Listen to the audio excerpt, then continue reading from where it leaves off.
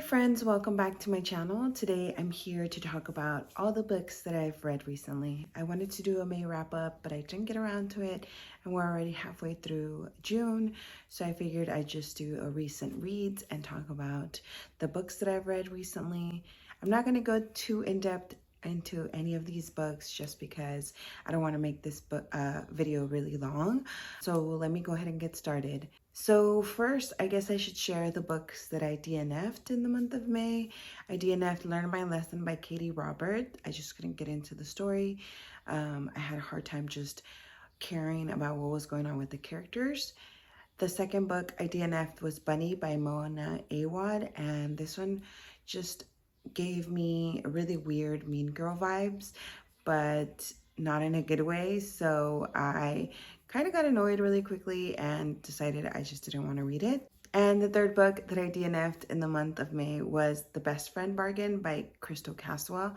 This one just had two unlikable characters. It was supposed to be like a rom-com, but it was between two best friends, and their thoughts were really like sexual for being best friends, and the sentences were also written very short, so it felt very choppy. I couldn't even get like 10% into the book without getting really annoyed by it, so I just decided to DNF it. The first book that I actually finished in May was Girl in Ice by Erica Fenrick, and I think I started this in April. It did take me a while to finish it. It's kind of a slow moving thriller.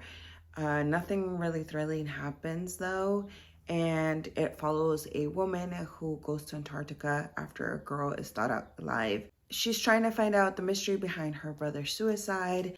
So she's in a isolated area with several people, and not a lot happens throughout the book, and the ending is a little rushed.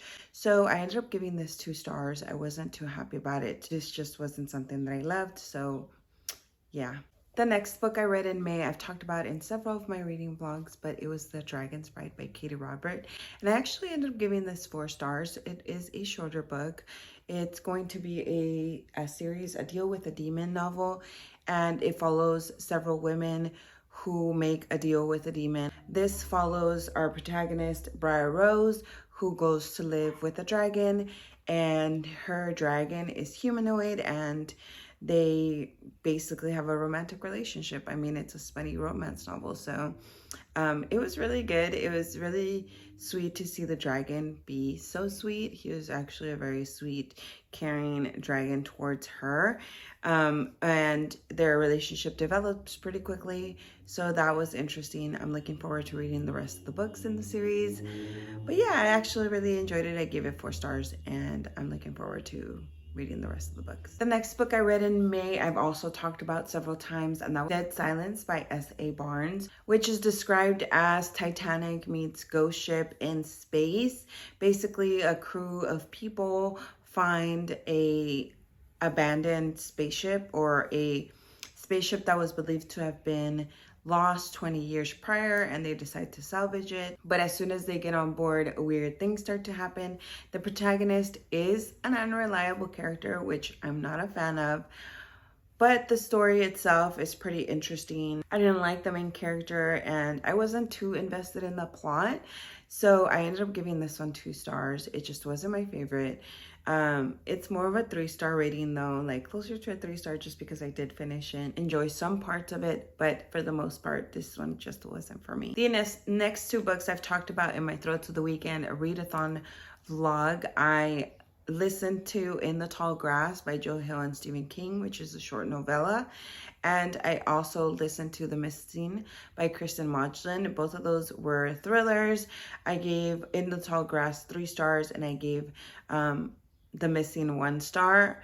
Neither of them were that great, but The Missing really, it just was really frustrating to read. I talk about both these books more extensively in my reading vlog, so I'll link that up in the card in case you guys want to check that out and listen to more of my thoughts while I was reading those books during the readathon. For June, I finished The Last Affair by Margo Hunt, which was the last book I picked up for the Throw to the Weekend readathon.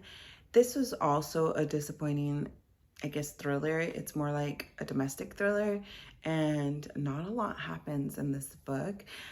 It starts off with a dead body, but the rest of the book is basically about the affair that these two people are having and their lives, their marriages, and how it's affecting their children and stuff like that.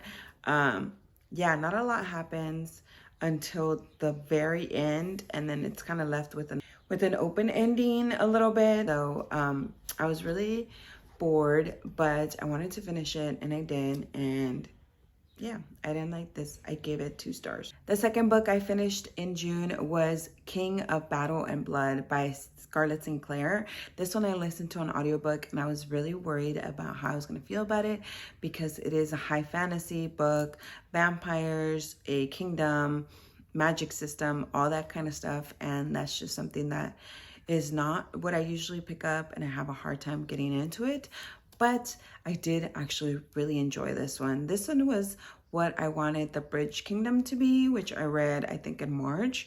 It's a enemies to lovers, you know, marriage of convenience, kingdom, marriage, things like that. And it was just really good. From the beginning, we meet the protagonist, Isolde, who is a princess, and her kingdom is being taken over by vampires, and the king agrees to make a deal with the vampire king, and basically the vampire king just wants to marry her. So from there we continue on, and it is both spicy and exciting. There was a lot of good moments, a lot of like moments that made me angry, and I just thoroughly really enjoyed it. I am giving this one like 4 stars. I don't know if I'll give it 5 stars. I'm still thinking about my rating. I'm going to discuss it in a live show with the book club members that I read this with, and I'm just really excited to discuss it. But this was definitely a book that made me want to try more romance / fantasy books like this because I just enjoyed it so much.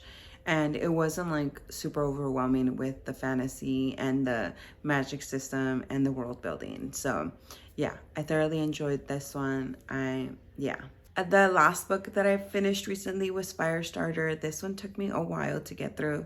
Stephen King is definitely a slower, stories move a lot slower because he's so descriptive. This one was just really slow for me, and there was a lot of side character that I didn't care about that kept popping into the book, and it just took me a long time to get to it. And kind of like the most exciting part happens at the very end, like the last like 30 pages. So it was a long time to get to that exciting part. And yeah, this was probably one of my least favorite Stephen King books by far. Probably gonna give it like 2 or 3 stars. I haven't decided on my rating, but definitely didn't enjoy this. I don't know if I'm still gonna watch the 80s movie with Drew Barrymore. Is it 80s? 70s? I'm not sure. My husband says it's really bad. And then the newer one has gotten really bad reviews. So I'm gonna watch the new one for sure. I don't know if I'm gonna watch the older one, but yeah, didn't love this one. But I finished it. My recent reads haven't been that great. I have had a lot of like 1, 2, and 3 stars. 2 4 stars, no 5 stars so far. And yeah, that's usually how most months turn out for me.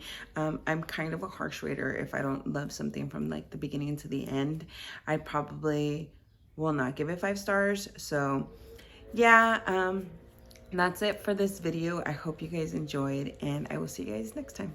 Bye.